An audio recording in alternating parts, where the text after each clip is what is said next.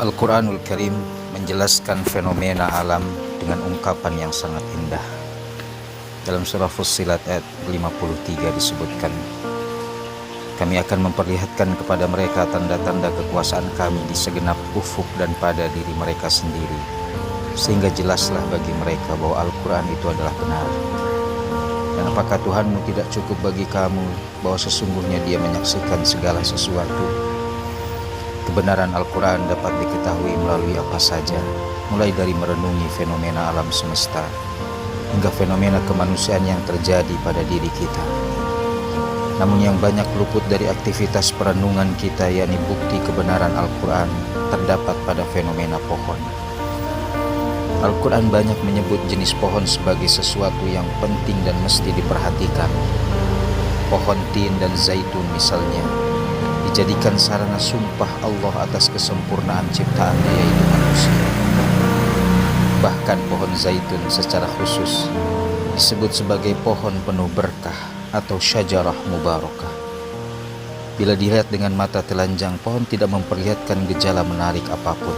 Ia merupakan makhluk hidup yang statis, diam dan tidak bergerak. Namun bila dilihat dari sudut pandang ilmu pengetahuan dan sains, betapa keberadaan pohon sungguh menarik. Ternyata ia tidak diam. Ia terus bekerja tanpa henti memberikan kebaikan kepada penghuni di muka bumi. Dalam perspektif ilmu biologi, siang dan malam melalui akarnya pohon terus menyerap air dan unsur makanan lainnya yang kemudian disalurkan ke batang, dahan, ranting dan daun. Bahkan pada siang hari pekerjaannya semakin bertambah.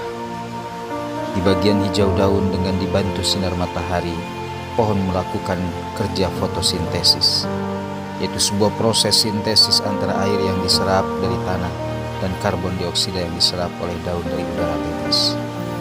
Proses fotosintesis ini menghasilkan glukosa dan oksigen. Glukosa dipakai untuk menumbuhkan dirinya, sedangkan oksigen dibagikan kepada makhluk hidup lainnya, termasuk manusia.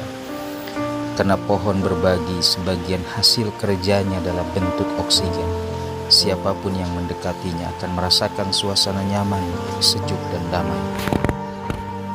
Fenomena pohon tersebut setidaknya mengajarkan dua hal kepada kita. Pertama, kita mesti senantiasa menyisihkan sebagian rizki hasil usaha atau kerja kita untuk dibagikan secara ikhlas kepada orang lain. Sebagaimana pohon berbagi tanpa pamrih sebagian hasil kerjanya dalam bentuk oksigen kepada makhluk hidup lainnya. Kedua, kebiasaan berbagi rizki secara ikhlas kepada orang lain akan mendatangkan suasana damai, sejuk dan nyaman, sebagaimana kesejukan yang diberikan oksigen akibat dari sifat berbagi pohon. Jadi, bila kita baik secara pribadi maupun komunitas ingin hidup damai, sejuk, tentram dan penuh cinta kasih, biasakanlah berbagi kepada sesama. Suasana nyaman, sejuk dan damai akibat kebiasaan dari berbagi dengan ikhlas sejatinya merupakan prakondisi untuk membuka pintu-pintu rizki, kemudahan hidup, kemuliaan dan persaudaraan yang hakiki. Allah Subhanahu wa Ta'ala berfirman dalam surah Al-Lail ayat 5-7.